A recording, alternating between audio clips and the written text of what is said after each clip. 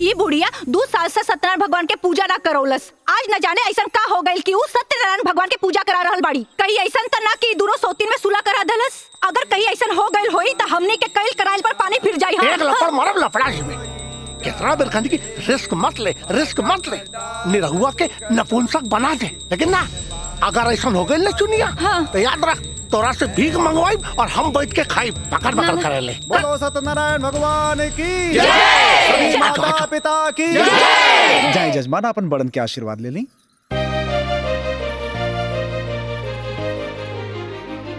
खुश रहा बेटा, खूब खुश रहा।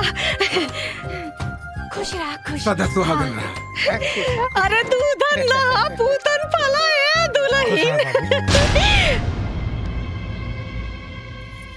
अरे किधर जा रही है? मेरा भी पैर छू।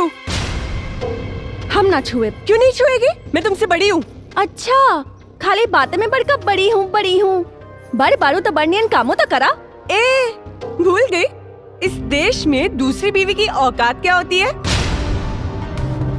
मेरी दी हुई भीख की खुशियों पर ऐश करने वाली घटिया औरत मुझसे जबान लड़ाती है।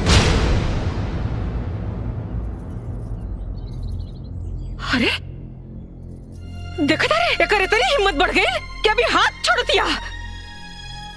अरे आज तेरे नई की बहुरिया के मरलस, कल तेरे मतारी के मारी, परसों तेरे बाप के मारी और तय खड़ा होकर खाली तमाशा देख। बारे भगवान, कैसन कैसन दिन देखे के पड़ता। किरण, तुम्हारा दिमाग खराब हो गया बा। ये सब क्या करता रू? अच्छा, मैं क्या कर रही हूँ?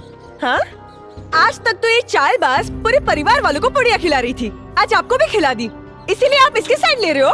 देखा, तू गलत के लिए बाड़ू, चुपचाप एकरा से माफी मांगा। माफी? वो भी इस बच्चलन से?